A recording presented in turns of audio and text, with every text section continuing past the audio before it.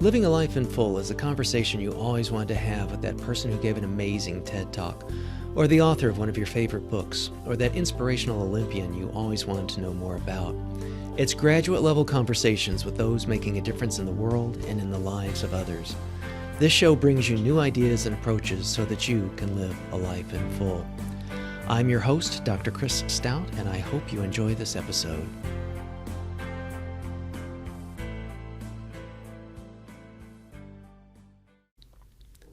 This episode is brought to you by the nonprofit I founded, the Center for Global Initiatives. The Center is an all-volunteer organization, so there are no salaries, and thus all tax-deductible donations can go to the work. While our key country partner is in Tanzania, our work is global and generally focused in the areas of education and healthcare.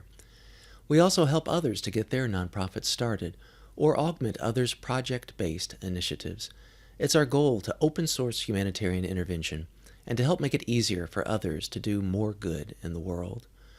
We are proud to have been ranked a great nonprofit every year since 2011 and to have achieved a platinum-level rating by GuideStar. Links in this episode's show notes will take you to published articles on our outcomes, a number of helpful tools, and downloadable resources, which are all free, always. Please visit us at centerforglobalinitiatives.org and be sure to watch our video at patreon.com/Dr. Chris Stout to learn more. Thanks.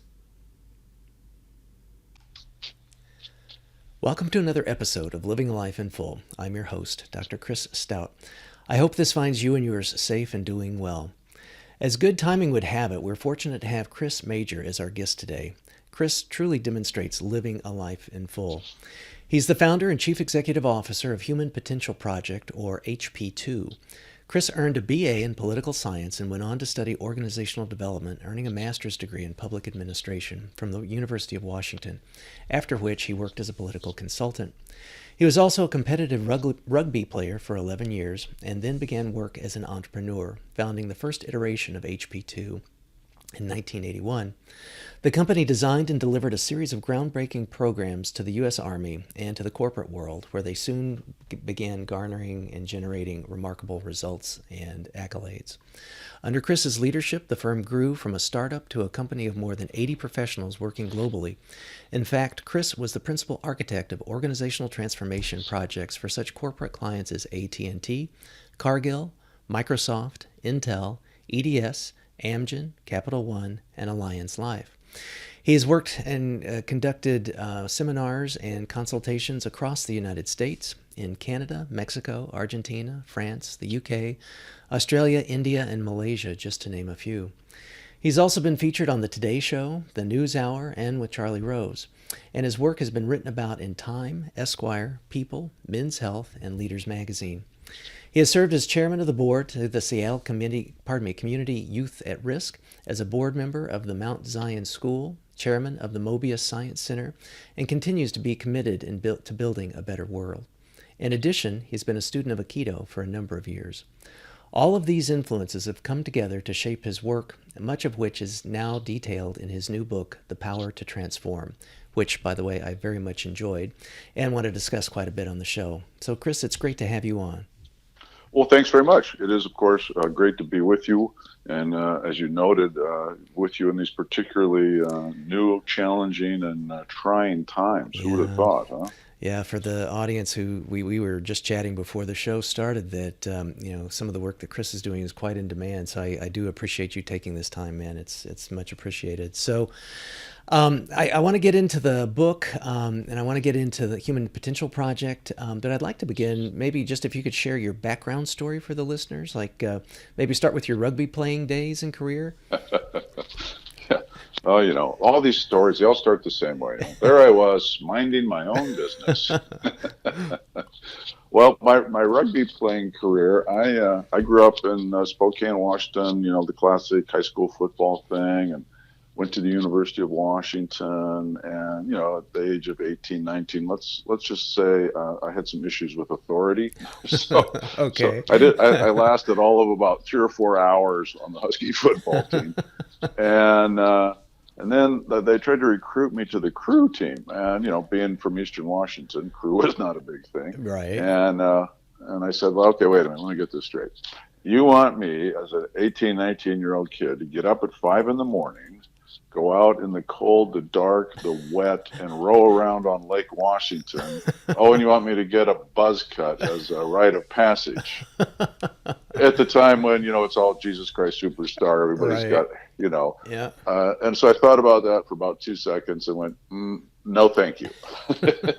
And one of the guys in my fraternity house played this game that I'd frankly barely even heard of called Rugby, and he drugged me out there, and I fell in love with it. And 3-4 years later, I'm captain of the team, and I went on to play first division for a club side in Seattle for another 8 or 9 years. And as I tell everybody, it was a life-altering or life-shaping period of time, but I also have like a lost decade. So while everybody else was building their family and their careers in their 20s, I was working, enough just to support my rugby playing habit and having a good time. Wow. So that got me started. And then what I think will be of more interest to your audience here is I had my very first kind of, I don't even know what the right phrase is anymore, magical moment, transpirational, mystical experience in, of all places, the Seattle-Tacoma Airport. Oh, okay. Yeah, exactly.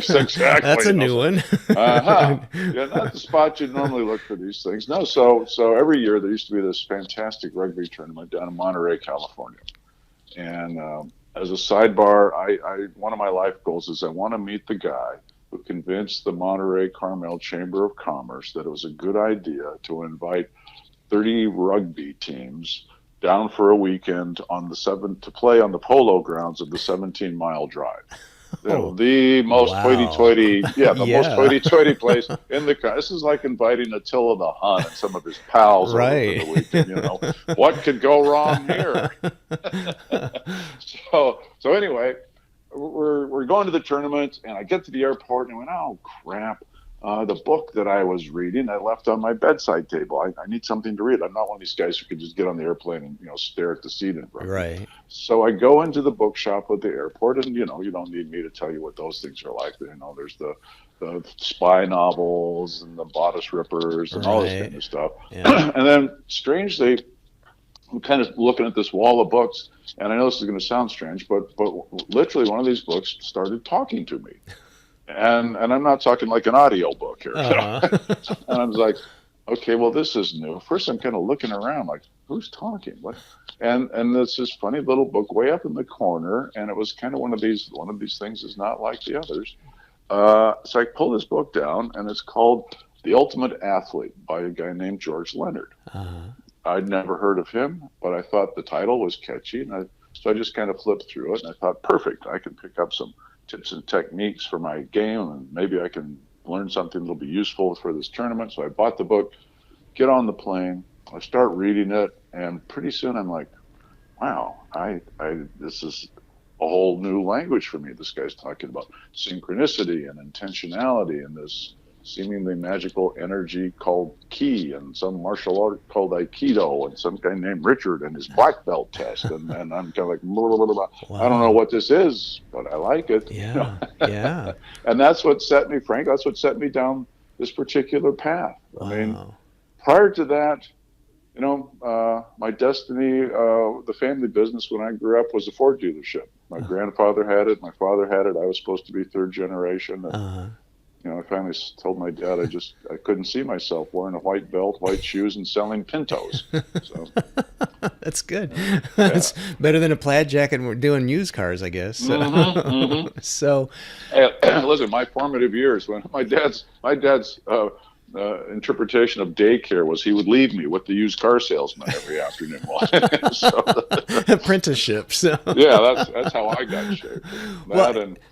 Go ahead. Well, I was going to say, so was that sort of like the early seeds of sports mind or? Oh, absolutely. Yeah. So I finally, around the age 30, 31, my body wouldn't take, the constant abuse anymore. Sure. Yeah. And I also had to have the conversation with myself that might actually be time to grow up here.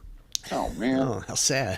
But I'd remembered from George's book, this martial art called Aikido. And I thought, I'd always been interested in these things. So I went around and I went and looked at a karate class and I said, interesting, but these guys are just pretty much learning how to beat people up. I already know how to do that. I'm a rugby player, right? Yeah, exactly. So That's second nature. yeah, exactly. And then I went to this kung fu class and I thought, well, this is much more interesting and stylized, but you're still just beating people up. And then I went to this Aikido class, and this is something completely different. I thought, well, wow, there's no punching, there's no kicking. This is very interesting. So I started studying Aikido, and in that study, I met my first business partner. Oh. He was a sports psychologist, and now this Wow. is in the early '80s when sports psychology was still seen as something akin to voodoo or black magic. Right. In this Sure. country. Yeah. And we just got to talking and sharing, this and that over coffee. And next thing I know, we had this idea we were going to take kind of some of the energetic and philosophical practices we were learning in Aikido from the East and combine them with psychological and physiological stuff from the West. And we built this unified body of work, and we built the first iteration of the company. It was called Sports Mind. Wow. And it was all about how do you bring the mental aspect into the foreground in sports. And so, absolutely, the answer to your question, the book is absolutely what set me. And then here's how this thing goes. So we get to work. We build this body of work. We're doing tremendous work with our athlete clients who are all individuals, and they're seeing stupendous performance improvements. The only problem was this is in the days before Nike and Adidas exist the way they do now. All of our clients were amateurs, and so they were broke. So, doing great work, not getting paid. Yeah. Flaw in the business plan. Yeah. So we turned our attention to teams. We saw the same thing that everybody's seeing. You could take a group of individual players whose individuals were terrific, put them together on a team, the team would stink. We go, okay, well, rationally, that makes no sense. But it happens so much, and not just in sports. So clearly there's something here to learn. Sure. So we built out a new body of work. We called it team cohesion. We coined that phrase in 1983. Wow. And went to work with national teams, Olympic teams, the Seattle Seahawks back in the AFC days. Wow. And much to our surprise, that work caught the attention of the Army. I mean, that was never in my playbook, And so suddenly I find myself down at scenic Fort Hood, Texas. Which if you've never been there, I recommend you keep it that way. I mean, it's a massive Army base, but so I'll spare you all the details. But we ended up doing a couple big projects down there at Fort Hood, one of which got front page coverage on the Army Times, which is the Army's newspaper. Wow. And so I'm sitting in my office one day, and I get a phone call, and Mr. Majer, this is Sergeant Jones, Colonel Potter would like to speak with you. And I'm thinking, Colonel Potter. Why is that? That's that guy on MASH. Exactly. I'm like, I thought it was one of my goofball friends. So I hung up on him. I was like, yeah, you idiot. I got tell Hawkeye to call me later. Yeah, exactly. Get hot lips over right. So the phone rings again in about 2 minutes. A different tone of voice this time. Mr. Majer, this is Sergeant Sarso. I'm calling on behalf of Colonel William Potter, of the 10th Special Forces Group. Parenthesis, he doesn't really appreciate being hung up on. Oh my. Ooh, okay. Even as a civilian, that's kind of scary, right? Exactly, right. So this leads to that. I get on the phone with Colonel Potter, and we have this long talk, and next thing I know, I'm on my way to Fort Devens, which is way outside Boston, so you can't get any farther away from Seattle than Fort Devens, right? So, this was back in the days when you could still meet people at the gate at the airport. I am met at the gate by 6 really big guys. Now, I'm not a small guy, but these were big guys. And the Special Forces guys don't wear all that colorful stuff on their uniforms. They just have their name and rank in a little green beret tucked in their epaulette. Oh, boy. So they're talking to me and escorting me through the airport because Colonel Potter has a specific time, and we're running a little behind schedule. So we're moving through, the Logan Airport, and everybody, of course, is staring at me with finally, they got that terrorist Carlos. Or, your military entourage. I don't know who this guy is, but let's get out of the way. So this is a nice way to travel. So anyway, we end up, getting to work on this Special Forces contract. And all this time we've been building relationship. Now circle back to the book. The book, written by George Leonard. George has become a mentor to me. Nice. So Oh, I wow. asked George, I said, George, I need somebody to fill in on this team. He says, well, do you remember the last chapter of the book, this guy named Richard and his black belt test? Oh, yeah. I'll get you that guy. So it all came full circle. Wow. So I had George Oh. mentoring me. I had this guy I'd read about a couple of years ago is now working for me. That is so cool. Yeah. Well, what are the odds? Who would have pegged that? Right. And it seems such a natural, because I know enough of your history that doing stuff with the military probably wasn't in your DNA from your not so younger much. years. Yeah, exactly. No, let's see. Leading marches, anti-war marches down freeways, Yes. working with the Army. So, well, it's all about the pivot, right? Well, it's the pivot and a little bit more discerning mind and Yeah. a little more, maturity. And That's right. yeah. So I guess maybe this is maybe like a meta question, but I mean, talking about transformational change, was that then was that the genesis or the start of going from sports mind to HP2? Or tell us about that and transformation. Well, let's see. So we did this work with the military. We worked almost exclusively with them for 3 or 4 years. Mm-hmm. And at the end of that, I said to which was then a small team, there's only 6 or 7 of us. I said, look, guys, we have had the opportunity, an extraordinary opportunity, to design, develop, test, and authenticate a really powerful body of work.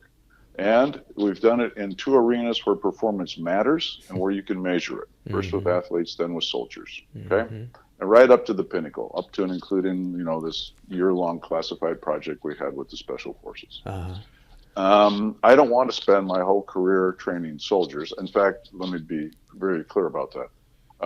For your audience, doing the work with the soldiers was absolutely the most rewarding, extraordinary stuff we ever did. I can the imagine. process of getting to do the work, the Army's contracting Oh, process, gosh. was sufficiently odious that it's like I don't want to have to hire 3 extra people just to do all the paperwork. Yeah, So I can imagine. yeah, so we're going to turn our attention to business.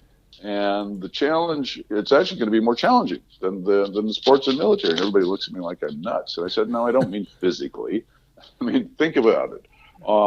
In business, there's no timeout. There's no spring training. There's no stand down. There's no off season. Right? Yeah. It's a continuous game, which makes it a little hard to know how you're doing all the time. Plus, on any given, and we use the term team loosely now, there's a vast gap in the level of competence and commitment on the part of the players. How do we work in that arena?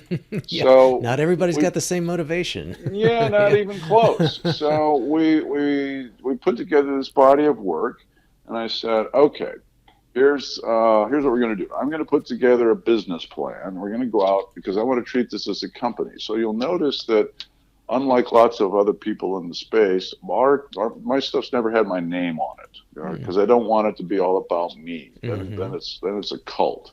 So, and besides, if we're trying to build a business, it has to be scalable. And I'm not trying to pick on him, but just as a simple example, if Tony Robbins gets run over by a bus, it's over. Yeah. Right? Yeah. All right. So for me, it's the work. The work has got to stand for itself. So we built out this ideal program. I built a business model. I was, 31, 32, something at the time.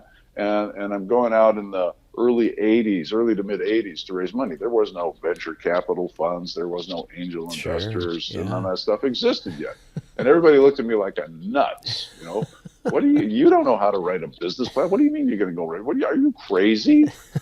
I said, well, those are all 3 important questions, but let's see. Let's not dwell on that no. right now. Yes, and most likely. So I went out.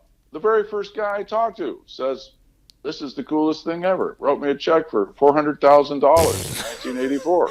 You know how many how many startup founders. My takeaway was, what's so hard about this? Yeah, how many startup founders you just inflamed just now. I know. So I'm sitting there going, what's the big deal? If only I know. If only I know. Right? Wow. No. So how long did that take you? 10 minutes. Wow. Yeah. So then then we pivoted we put together a simple little program. We needed some place to test it. One of our investors' partners owned a manufacturing company. They were a subcontractor for Boeing that made doors for airplanes. Wow. Little 300-person machine shop in a little town called Shelton, Washington, which you could barely find on a map. If you go another 50 miles west of Shelton, you're in the Pacific Ocean. Okay. Wow. Okay. So my thought was, if it works here, great. And if it doesn't work here, nobody will ever know. He's going to know, right? Yeah, nobody will ever know. Well, it worked way beyond our expectations. And then, as you begin to listen more to the big story here, you can't help, at least I don't help, but see, Providence has been playing a role here all along. So that was my first client. Chris, my second client was AT&T. Okay, Business obscuria to centering in the circus. Wow. We went from 5 guys in a little cubby hole in Pioneer Square in Seattle to 85 guys in 6 months. Unbelievable. And as I tell everybody, the Wow. business succeeded despite my best efforts. And wow. yeah, and boom, there we were, centering in the circus. Let's take a quick pause on that. How did you scale so quickly? My gosh, I mean, just the hiring and stuff. I mean, how did you find that? This is all pre-internet stuff. You didn't have Glassdoor or LinkedIn or something we just had none networked, of that or stuff. how what was your? Remember when I said Providence? Yeah. It was the strangest. I mean, I literally never had to go and try and find anybody. Wow. They found me, and it just was weird. I mean, I don't say weird. It was providential. Yeah. People would turn up on the doorstep. I have no idea who you are. How'd you get here? Well, this guy who knows this guy told me about what you guys were doing. It was so fascinating. I just had to come right down here. Wow. Well, you arrived at exactly the right moment in time. So, it was just like that. So I got this guy and he knows that guy, and we're picking up, old S trainers and LifeSprings guys and having to reboot them rather considerably. And, and bada bing, bada boom. I tell you, I have a friend, Keith Ferrazzi, and his kind of his sweet spot with Ferrazzi Greenlight is the whole networking. He did a book a while back called "Never Eat Lunch Alone," and it was sort of like, I think you could have been a case study for that. Yeah, so.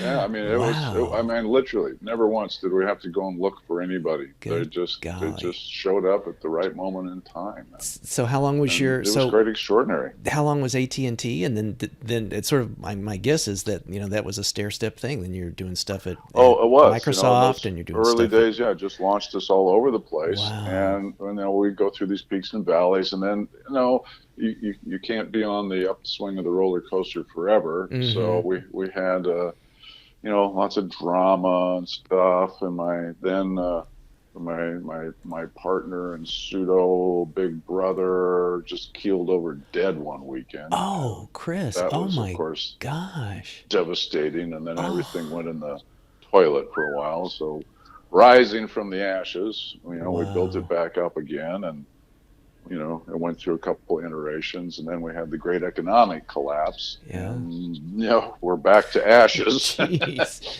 Wow. And we build it back up again, and now we're back to ashes again, because what's the very first, we literally had this entire year's worth of work cancel in 5 days. Seriously. When all this stuff happened. Gosh. Oh, Chris, I had no idea. Oh. Wow. Well, we'll have we'll have you back on a year from now. Part of the bonus for doing the interview, we're going to be moving in with you. Yeah. Okay. Well, all right. Well, get some more stuff done. So, transforming left and right. That's it. That's right. Not quite the transformation you had in mind, but hey. Yeah, well, there you go. So, obviously, the area that you specialize in is transformation, and I've had, like, at the place that I was at before my current circumstance, we had like a chief transformation officer. So at some levels, I think, it's sort of come from, it seems like you've at some level sort of pioneered certain kinds of things of, coining terms and kind of being early in on a lot of these things that now sort of become household words and household phrases. So let's talk about the the space of transformation, and Sure. it's become the focus of your latest book, The Power to Transform. And I have to say, I want to say quite a few things about the book, and then I'll let you say a word or two maybe. But I really found it kind of reminiscent of Steve Covey's Seven Habits of Highly Effective People in some ways, and I mean, I have found myself over the course of the years using bits and pieces of that, and and begin with the ending in mind, and the proverbial, I'm too busy cutting down the tree to sharpen my saw, and some of those kinds of things. But for yours, with this book, I liked the style in which. It's almost like it seems like you could have like a companion workbook with it or something. I mean, I got a little moleskin book out and made my little tasks and tracking stuff and stuff like that. So, but before we get into the book, I want to say, like, I am not alone in the level of enjoyment I had with it. So I'm going to read some quotes and some endorsements here. So Howard Behar, I may be mispronouncing his name. Yeah, he's for folks. Behar, but it's okay. We know who you're talking about. Thank you. So yeah, retired president of Starbucks, said that the book is the perfect fit for aspiring leaders. Charles Koppelman, who's the chairman of the board at Martha Stewart Living Omni Media, said of you and your book, Chris is one of a kind. He's clearly established himself as an innovator and leader in developing human potential. This book is the key to getting your life on track and staying on track, an absolute recommendation. And Nike's director of HR said that Chris's new book makes the power of transformation available to everyone. So high praise, man. Congratulations. Thanks. Yeah, thanks. I appreciate that. Well, go ahead. No, you go ahead. So. Well, one of the things about it, and I'm going to kind of like bounce around between the chapters and stuff like that. One of the things I liked about yours, which I think is somewhat distinctive, at least with a lot of the other kinds of writing in this area. First of all, there's a lot of schlocky stuff, and not in your book, but yeah, but in those airport bookstores and stuff. So it's, this is, for folks that aren't familiar yet with your book, this is a much different caliber. It seems almost like a different genre. So again, I want listeners to keep that in mind. And one of the things, we'll talk about why I think that, and maybe why it is that way, not just my opinion, but you take a lot of what I think, for most folks would be kind of complex philosophical and as well as linguistic concepts. And you are able to kind of take them and use them to inform practices that then can result or can create this transformational change. And historically, from what you described, since the work with the military and work with corporations, has all been with sporting teams or military teams or corporations and corporate teams. Mm-hmm. But this book is focused on the individual. So tell us about how those concepts and the things that you've done kind of in your day job with large entities and teams of people down to the individual level. Tell us about what made you think to do it that way, and how did the book get started? Well, let's see. Yeah, it's funny because everybody always asks, how long did it take you to write that book? And I tell them, 25 years. Right. Exactly. Like, damn, you're slow. It's like, no.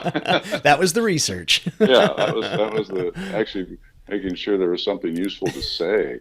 Well, let's see where to get our head around. So here's what we learned in working. Go back in time, working with athletes, working with the military. Mm-hmm. If you're trying to build a team, everybody knows this in a cliche sense, but the team is only as strong as the quote weakest member. Uh-huh. So, and that doesn't matter if it's a sports team or a business team or an orchestra. Mm-hmm. So what we were beginning to see is if we're going to, so then the other issue was all the work that was called, quote, transformational back in the 60s and 70s and into the 80s, Life Springs and Est and mm-hmm, all that kind mm-hmm, of stuff, mm-hmm. was all about individual transformation.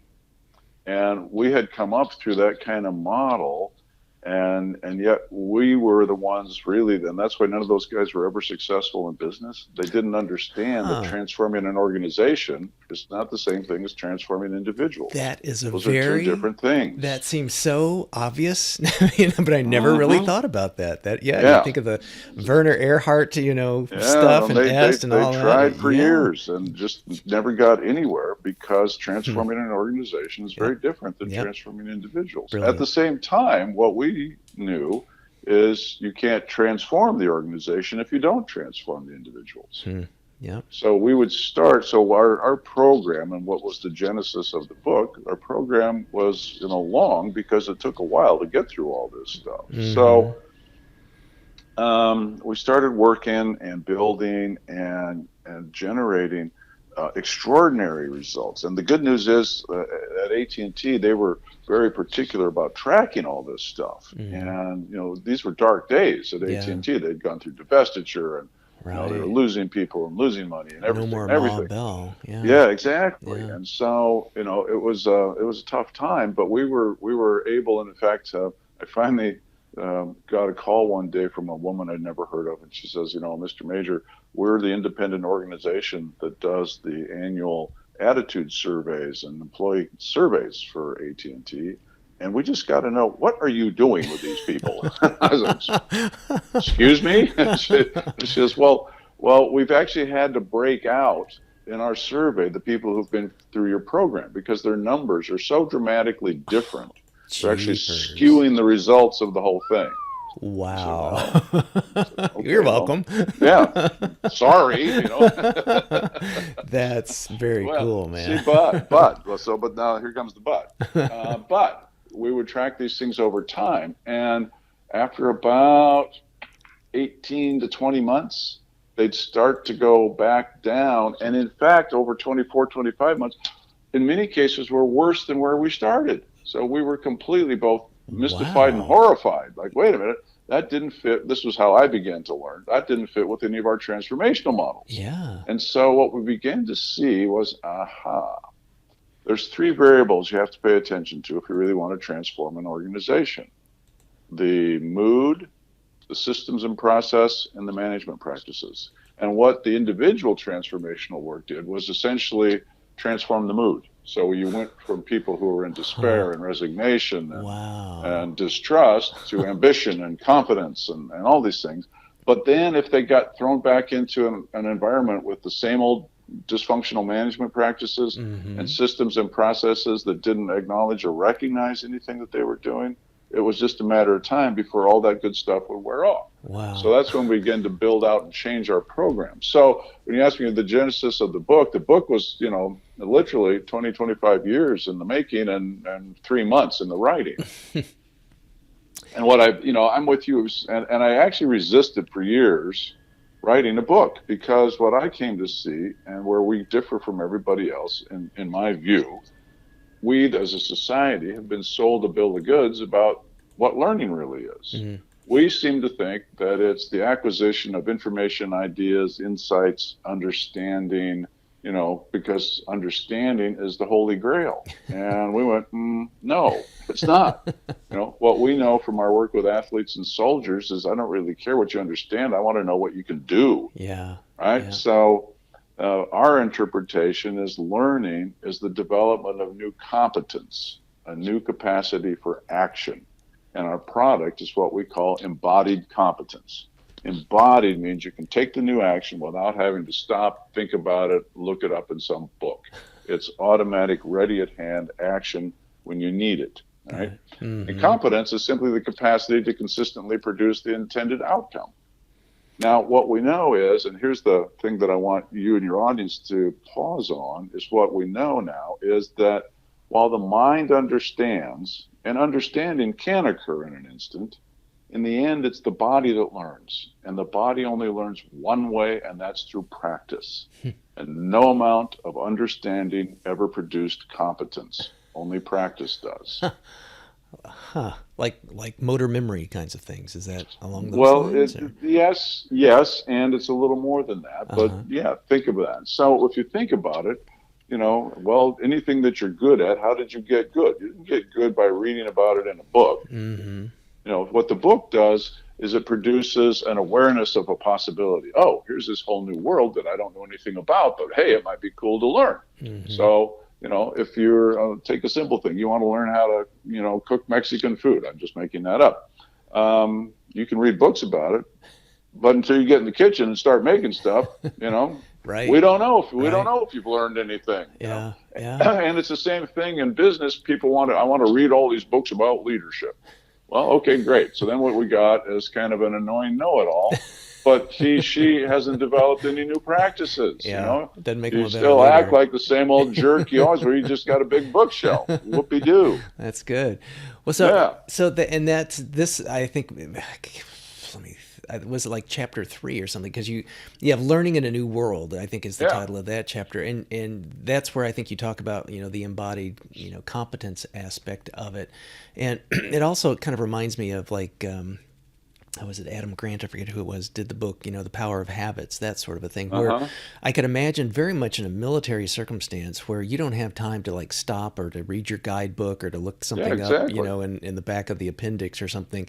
You've got to make, split decisions. You've got to have stuff almost like, the proverbial, cliche of being on autopilot, just being able to have the reflex to be able to do this. And then I could see on the individual level where maybe the stakes, I guess you could argue, could be just as high, maybe not life and death, but I mean the stakes it's important. So whatever that means in terms of high stakes, of how a person approaches their life and how a person wants to have development and stuff. And I think it was also in that, I got to tell you, you're good at coining phrases and stuff. I think that was the chapter 2. Was that the one where you talked about psychosclerosis? Yes. I think so. I like that a lot. So just you can do a better job of explaining it than I can, but it seems like that in this. But hey, you're a trained you've got the degrees. So.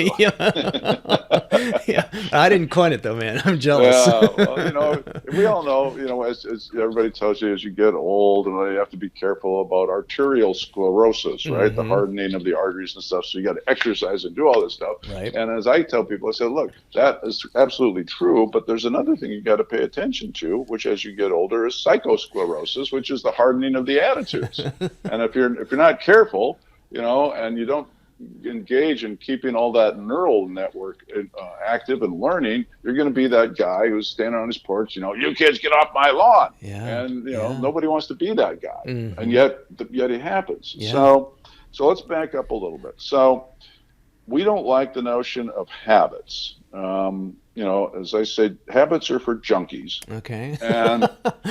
And habits good. In the military, habits get you killed. Okay. Right? Because you become predictable. Okay. Right. So what we like is we have practices.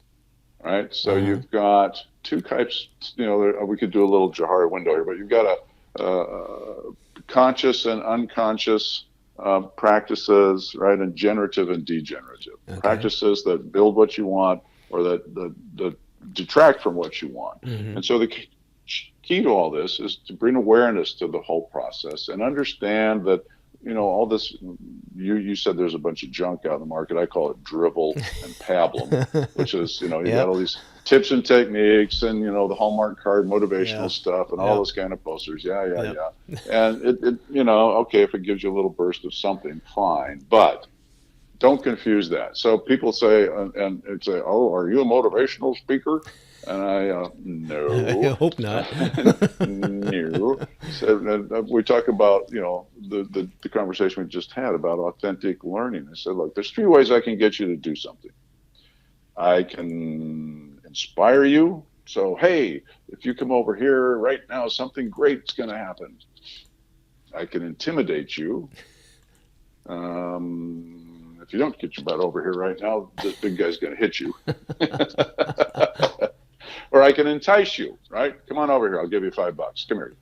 But I can't motivate you. Motivation is an internal state that occurs when you see that by taking some particular new action, something that you want is likely to occur, right? So when we talk about, motivational speakers, no, you're not a motivational speaker. You might be an inspirational speaker, but you're not a motivational speaker because, you can't actually motivate anyone. And as I tell people, I say, look, motivation is to authentic development as cotton candy is to nutrition. Right? It's okay. I mean, I like cotton candy. Everybody likes a little treat every now and then. That's Oh, fine. But don't confuse that with anything that's going to actually sustain you. that's great. Yep. Yeah. That is great. You need like an appendix in the book of just these. I love those. So in the context of that, and I remember there was like a graphic you had of like a stair step kind of thing, like talking about the levels of competence and stuff. Have you ever thought about that in the context of? Because I also, have worked with a lot of folks, in particular, like graduate students who feel like they suffer from the imposter syndrome. Like, oh, I'm in over my head. I really don't know what I'm talking about. Someone's going to find me out. I'm really a fraud. I shouldn't be in this program or whatever. How does that reconcile, or where does that fit in with like levels of competence? Because at some level, pun intended, I guess, that you think that, you get to mastery, you get to this, you get to that. But is this separate from that? Like people that feel like they're not competent? Yeah, well, there's some moment in time, let's see, where, how would I explain this? Normal rational people will at some moment in time have that experience. I certainly know I did. Look, when we're when we're doing all this stuff with the Army, here's how this goes. I mean, all right, we'll let the proverbial cat out of the bag. So I get myself down to Fort Hood. I'm from Seattle, Washington. I've never been to Fort Hood in my life. Yeah. It's August. It's August, okay? It's 98 degrees and 98% humidity at 8 o'clock in the morning. I'm down there thinking I need to be Mr. Professional, so I got my sport coat and a tie and a shirt on, and I had to change them because I couldn't get from the door to the hotel to the car without being all sweated out. So, right. Good God, what is this place? So, all right. So I get in this room. It's a room full of colonels and brass, and I'm a little nervous because, as you noted, my history here was anti-war protesters. Right. So these are not necessarily my peeps. Right. Yeah. And then they start talking about, oh yeah, the work that you guys did with the Dallas Cowboys, that really impressed us, and blah, blah, blah, blah. And I'm thinking to myself, I didn't do anything with the Dallas Cowboys. Oh boy. What the hell's he talking about? So, but I'm sitting there smiling, and oh yeah, yeah, oh yeah. Me and Roger Staubach, we're like this. And they keep going, and I realize, suddenly it dawned on me, oh crap, they think we're somebody else. Oh wow.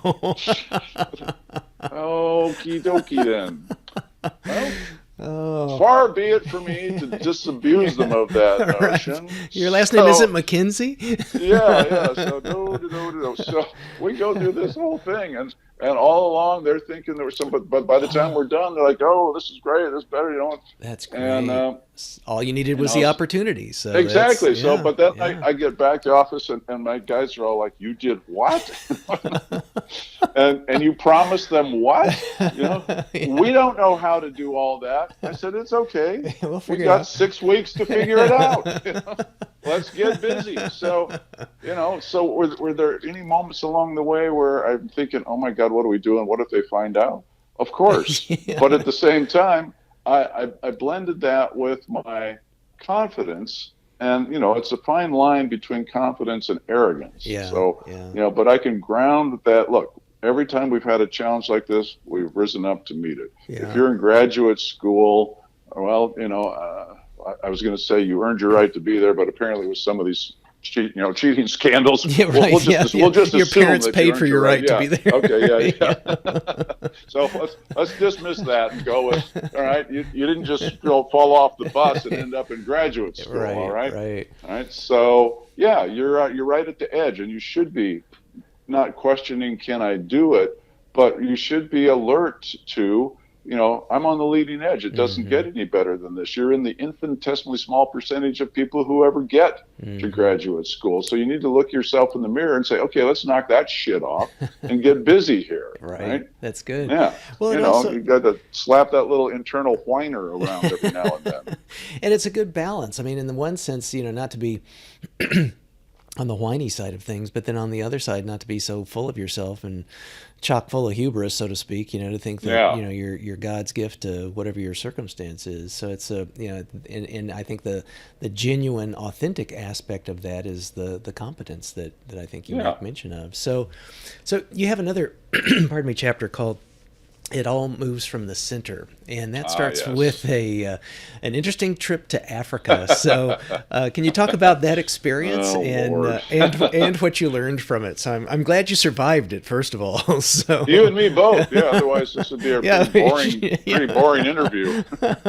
Bunch of white noise. yeah, right. Well, there's this guy, he didn't Well, make it back. So, yeah. So we heard about this guy. He could have been somebody, yeah. but no. So let's see. This was in the late '80s. We've been rocking this stuff with AT&T. I mean, we were working groups of 80 to 90 people on this 4.5 day program. We were running as many as 6 of them a week in Wow. different locations around the country. Just a logistical, I don't want to call it a nightmare, it was a logistical magic. Hmm. And my crew and I, I had 3 guys who just gave up their apartments because they were never home. They put everything in storage and they would just go from program to program to program. And Wow. we did these ropes courses and stuff. And these were my jungle gym guys. And they were out building and running courses, and they get done, pack up all their stuff, and off they go. Wow. And, we got to be on the watch list from Hertz Rent-A-Car. Just It's a rent-a-car. Nope, it's a truck. It's a construction Oh, I vehicle. see. It's an off-road vehicle. It's our hotel for the evening. It's our hotel. They're like, don't give these guys any cars, for God's That's sake. funny. Yeah, and it's not a good thing when I finally at some point I said, okay, enough of this road. When I'm getting birthday cards from Hertz Rent-A-Car. Oh my Okay, gosh. enough already. Enough. So we're a little fried. We needed a little break, and so our whole philosophy is really simple. You can't teach something you don't live. Okay, so one of the elements of our program, or one of the central themes, of the reason that you guys are all here, you the participants, is to explore your edge. We want you to push your edge. And the thing about it is you go right up against that point where every little atom in your body is shrieking, I can't do it, I can't. And then we just want you to take one more step. And you will literally transcend that fear barrier. And I don't know if you've ever had the experience, but if you get somebody doing some of these physical events and their whole body is shaking and you can watch it, they will literally transform in that moment. There's like this little barrier, this membrane that they can literally step through into a whole different world. And it's extraordinary to watch if you know what you're watching for. Yeah.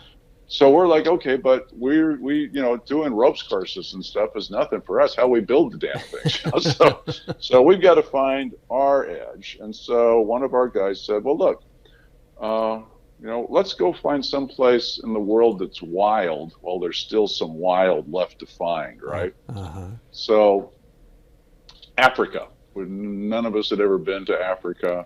We met up with these safari guides. This is how old I am. As you remember the old TV show Bonanza and the Cartwrights. Sure. Well, this was like the Cartwrights of Tanzania. There's this family, and they lived in a compound. These 3 brothers, and they were safari guides, and they had come to Africa because their parents were missionaries, and Wow. et cetera, et cetera. And so fine. So we get there. We spent, 5, 6, 7 days, 8 days, just kind of getting used to being there and going to game parks and getting the feel for things. And then we trekked for 10 days up and down these hills in the Maasai land. And we had a Maasai chief who was our guide, and we're all thinking we're these big sophisticated guys, and we're talking to him. And this guy's 35 years old, wears sandals made out of old tires and a toga, and carries a stick and a little short knife, and he speaks 3 languages. Wow. Okay, fine. Yeah, you win. And so, at some moment, it was just, some of it was kind of hilarious. So we're trekking. We all got, we look like we're stepping right out of the catalog from REI or something, because whatever kind of gadget you want, we got it. Well, after about 5 days of lugging all this crap around, now we're starting to look like the REI delivery truck is, going over bumps and the back door flipped open or something, So we're just dumping stuff, and I don't need this and I don't need that. And my little highlight of this part of the trip was we came into this little Maasai boma, and we were so far out there. We've been to places where they'd never seen white people before. Wow. Okay. Gosh. So there's these 2 kids. I don't know how old they were. Teenage boys. They were in the middle of the Maasai manhood ritual, and it's the 80s, so I got a Walkman with me, right? Yeah. So I put this Walkman on this kid's ears, and I had Paula Abdul, something on there, and I hit play, and the look on his face was the most amazing thing you've seen, and he just went nuts, and he's listening to it, and then he takes off with my Walkman. Yeah, thank you. Yeah. Oh no. Everybody in the region had to hear it. So he came back about 2 hours later, looking a little sad because the batteries had died. He didn't quite understand that, but it was absolutely fascinating. So then, the whole point we were here was, okay, now you're ready. We're going to the wild, all right? And the wild is seriously wild. So there's this game preserve in southern Tanzania that's about as big as the state of New Jersey. And they had exactly 2 game wardens to patrol the whole thing, right? Oh, my gosh. Yeah. Wow. So we go down and meet with the game warden, and he's going to come along with us. And we're thinking, well, why? We're not actually shooting anything. We're not, we do shoot some birds and stuff, live off the land, but we're not here to hunt. And our translator explains that, it's not for your protection, it's for his protection. Excuse me? Well, they've got a big poaching problem going on down here. So we're going to send him with you because there's more of you, and you got a few guns. And I don't know. Wow. Wow. Okay. Well, so then we have this great moment in time, right? So we're getting ready to leave, embark on this thing. There's all this, we look like Safari Joes now. We got all these Land Rovers, and the guy's explaining to us, okay, let's be clear. When these Land Rovers leave, there's no way out of here except you got to get to the other end of this, which is 10 days up this river. Wow. And where it's in the dry season, so I use the term river loosely. Yeah. And you need to be clear that if any of you get seriously hurt, you're probably dead, because we've got no way to get you out of here. This was before even if there were cell phones. Not even satellites. There's nothing. There weren't even satellites. So let's just be clear if you want to do this. Well, of course, you got 10 guys. Who's going to go? Oh, no, not me. Right, yeah. I came all this way, and now I have a second thought. Yeah. So then the game warden asks through the translator, tell them, about poachers. So they said, these guys are nasty. They just murder animals, and et cetera, et cetera. And I said, well, so we had this big conversation. A couple of the old S guys, well, we'll talk to them. We'll get their lives back. We'll transform them. And we're all like, what? Have you lost your mind? Yeah. And so the game warden finally kind of, he couldn't speak English, but you could tell he was kind of losing patience. And you kind of watch him roll his eyes, and he says something. The translator says, he just says, enough talking. Let me be really clear. We come across poachers, we're going to kill them. Wow. Oh, boy. Yeah. He said, oh. Well, okay. Then he goes, well, what do you think? We're going to capture them, and they're going to come along on our trek list for 10 days? We'll convert them. Yeah. They'll kill you at the first chance they get. So, wake up. Gosh. You thought the odds were serious to begin with, and now the ante has been raised. This just took an interesting turn for the different. Gosh. And, so off we go. Well, we were in the wild in the bush for 10 days, and we only saw two elephants, both murdered by poachers. And, gruesome stuff, man. They machine gun these things and then take a chainsaw to their skull to get the ivory, and then they just leave it there. Well, after the second one, the mood in the group changes. I bet. We had 1, 2, 3 former Marines and a former Army guy, and one of the Marines was a Marine Scout, which is their special forces, and then I've been doing special forces, so all of a sudden you could just feel all the guys kind of going back in time. Yeah. Okay. Time to rethink things. Oh boy. Reboot. Yeah. Never mind trying to avoid these guys. Let's go find these sons of bitches. Yeah. Wow. So now we're on the hunt. Mm-hmm. So we came close to them a couple times, but never found it. Well, anyway, so what the poachers do is to drive animals so they can get them. They'll set fires, massive forest fires. So between the time we scouted from the air where we were going to do this trek and we got there, the poachers had been in there and set the whole thing on fire. Oh my gosh. Yeah. So we get there with this big like, oh. Oh. So for 2.5 days, we would walk through about 2 inches of ash, and the only thing that didn't burn was apparently anything with thorns on it. Oh, great. Plus we're getting eaten by tsetse flies. Oh my God. Which, if you don't know, they're like a small horse fly, and so when they bite you, it's not like they bite you and fly away. They bite and start chewing on you. Oh, Hurts my like hell. gosh. Oh. So we would douse ourselves in DEET, and what we found out was it was like an attractor to them. The DEET. They liked it. They like yeah. DEET, of course. They liked it. Great. Yeah. So, okay, enough of that. So you got to get what the mood's like now after about 2.5 days of this. Well, finally we come out of the burn area, and everybody relaxes, and we're going, and we come around. Well, first I'm thinking, like, as we were in about day 2 of this desolate stuff, I'm sitting there thinking to myself, well, here's how smart you are. You've paid to go on the Bataan Death March. Brilliant work. So we finally come out of this, and we come around a little bend in the river, and there's a pride of lions drinking at the river. And we just kind of come around this little corner, and we're no more than 20 yards away from them. Uh-huh. And, they see us, and then they split, and one band goes upstream, the other goes downstream. And the problem was the upstream band was the adults, and the downstream band was all the cubs. Ooh.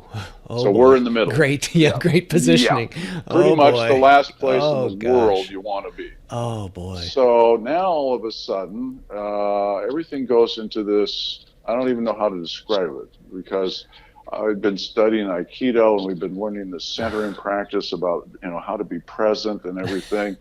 And everything just kind of goes into this, what I've heard about, but I've never experienced, this space of no time. Uh-huh.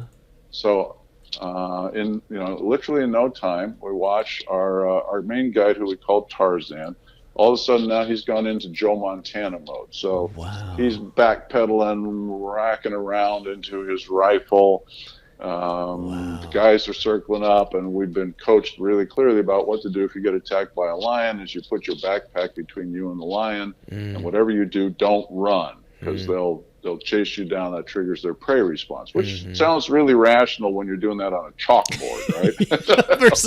versus feeling your breath. Oh, yeah, I got it. I understand. Yeah. Well, now I'm sure you've heard lions roar before. Yes, it's a pretty impressive thing when you're in the circus or the zoo. Yeah. When they're 25 yards away and they're feigning charges at you, and there's no bars. It's personal. Yeah. This is not like, make noise. That's like, I am coming for you. Wow. Your ass is mine. Boy. It vibrates your biology in a way that I have no way to describe. Pretty primal. Yeah, exactly. There's the right word. So all I can tell you is, in that moment, I had this, the only way I can explain it is almost like deep-seated genetic memory of, I know this space. Wow. I've been here before. Wow. And for me, everything got calm. It was quiet. I couldn't really hear anything else around me. And so then we said, okay, let's all move to the river, towards the river, and we'll let them get back together. Well, as we go to the river, now this hippo erupts out of the water. Jeez. Because we're in his territory. Oh, God. And he comes roaring out of there. Well, hippos are more dangerous than lions. We're like, what the hell? So I'm sitting there thinking to myself, holy shit, 30 minutes ago, I was bored out of my mind on the Bataan Death March, and now I'm in the middle of an Indiana Jones movie. What's going on here? Wow. So we found a way up the riverbank, got ourselves out of that, and boy, talk about adrenaline rush and stuff. Oh my gosh, Chris. Geez. Okay, everybody take a moment and let's breathe. Wow.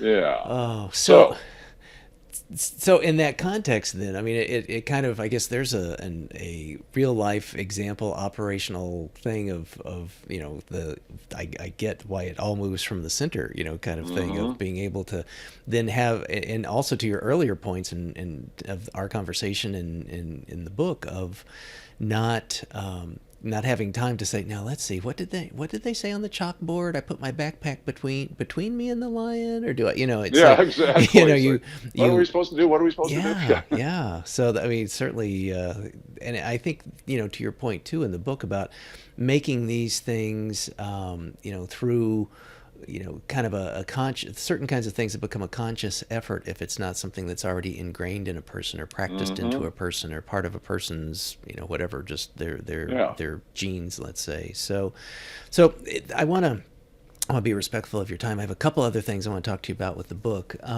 Towards the end, I can't remember if it might be the last chapter. You do have a chapter called "Being a Stand," and you kind of juxtapose that in kind of a quizzical kind of way to, I think, bring the reader into, well, what's Chris mean about being a stand? What's that mean? Can you tell us your thinking about what being a stand means and what you talk about in the book about it? Um, yeah, let's see. Well, everybody's heard the phrase "take a stand." You have to, Sure.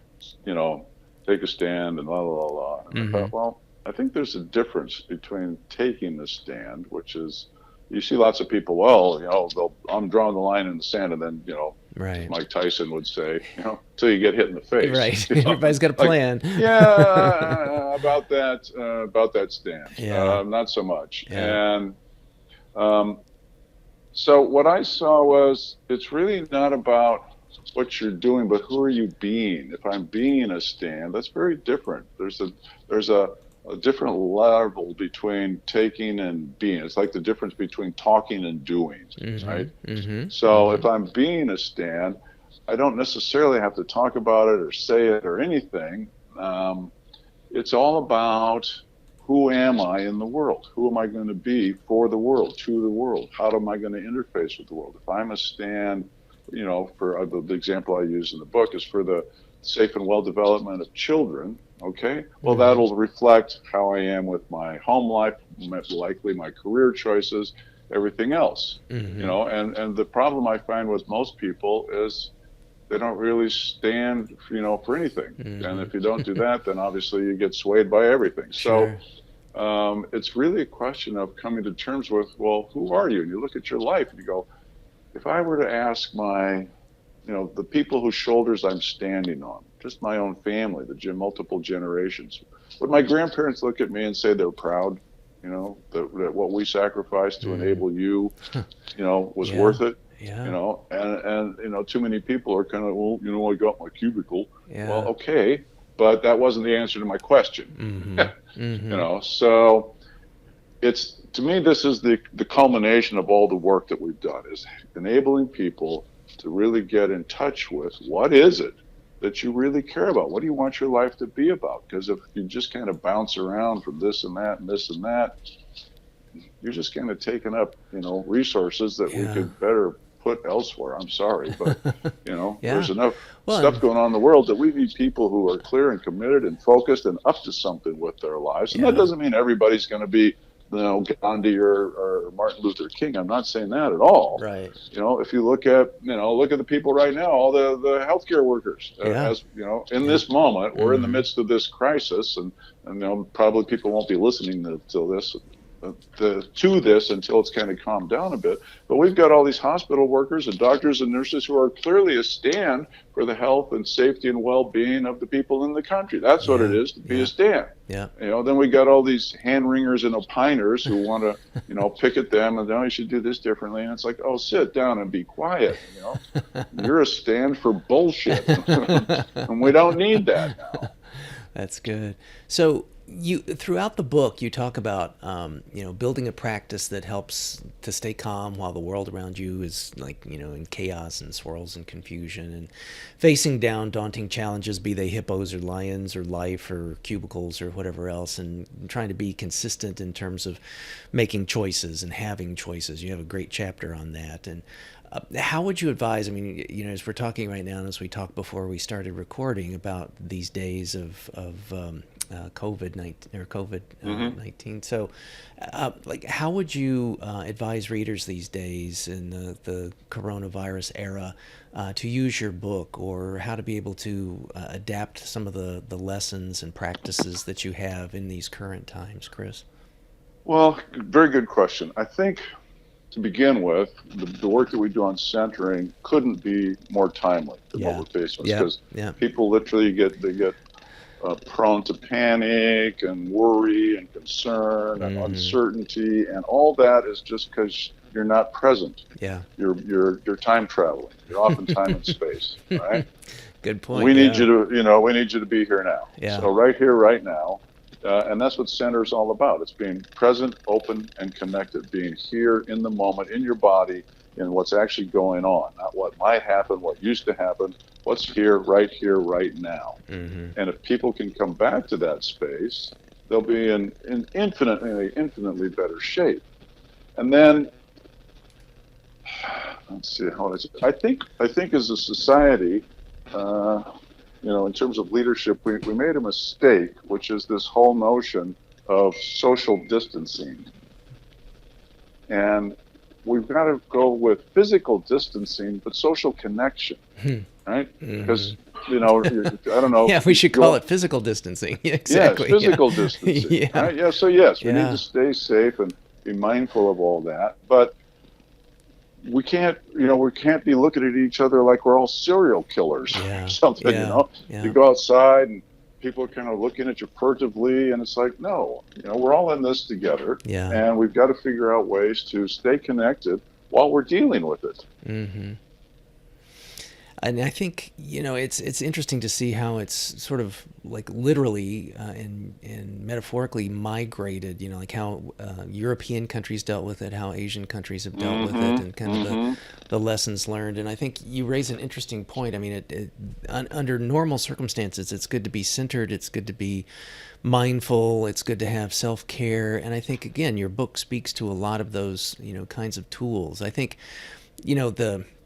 for people that haven't had a chance to pick it up yet, that the exercises that you have in the end of every chapter, I made reference to it in, like keeping a workbook or kind of creating your own little notebook of practice.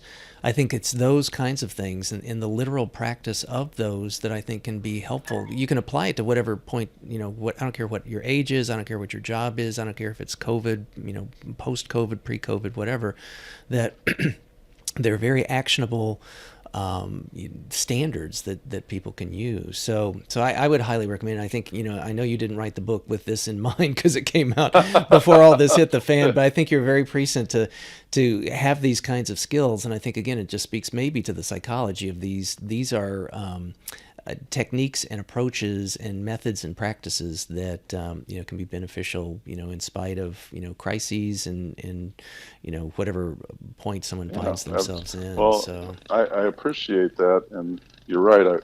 I'm not that clever to have anticipated all this. I'd have done a better job of getting the house set up, but be that as it may, the book is literally full of material that will be useful to people. But as a cautionary note, as you noted earlier, it's not full of tips and techniques. It's full of new ways to build new practices, to build a new you. That's what it's really all about. And we could use some new yous these days. Yeah, I should build upon that just a little bit more too. It's not like at the end. We've all seen lots of books where at the end there's like a little summary, which is nice, or there's like here's 2 takeaways or 3 takeaways from the chapter. You actually you take the reader to task on here's there's paragraph after paragraph after paragraph of do this and then do this and do this. And don't just do it once, start to, develop a practice out of it. So that's, I do want to make that distinction that this isn't, some little, 5 quick tips to quick fixes and stuff like that. So, well, listen, Chris, I want to thank you for all taking this time today and all the time you've given us out of your kind of crazy schedule with a lot of the work that you're doing that is related back to the coronavirus. And just to be able to get to know you a little bit better and to know your work and to do this nice deep dive into just a very terrific book that you've done. For listeners who would like to know more about you or Human Potential Project or the book or other aspects of your work, what are the best ways to follow you or to find out more about you? Well, you can, if you want to learn more about the book, obviously the book's available on Amazon, or we have a site for the book, which is thepowertotransform.net. Great. And you can actually go there and download assignments, and there is a little capacity to do work and stuff there. If you want to learn more about our corporate work, it's humanpotentialproject.com. And we're actually building out a new kind of consumer capacity, although we'll have to see what happens to that since it's all about getting people together for programs. So that's probably not going to happen anytime soon. But even if you want to find out what we're up to, that's hp2online.com. Great. And then lastly, if there's just, we're starting, I do speaking engagements, and it's funny because all the live ones have been canceled, but we got a whole bunch of online ones coming up, which is kind of entertaining. Excellent. Okay. And that's just chrismajer.com. Okay, good. Yeah. Well, and as those come out, reach out to me. I'll put that in all of my outlets and things too, so we can kind of, create a community around this as well too. That'd be great. I appreciate that. Have the physical distance, but not the social distance. So I like that. Well, again, Chris, thanks. You are a wellspring, and just really I very much enjoyed this conversation. Your life is very much one that has been lived in full, and can't wait to see what you come up with next, man. I appreciate the time. All right. Well, thank you very much. I appreciate the time as well.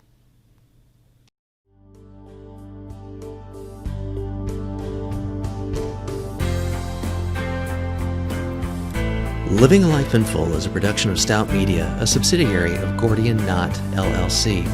Assistant producer, Gracie Wong. Music, Dan O'Brien. Executive producer and host, Dr. Chris Stout. To learn more, stop by our website, A Life in Full, for show notes. And please recommend us to your friends and subscribe on your favorite platform.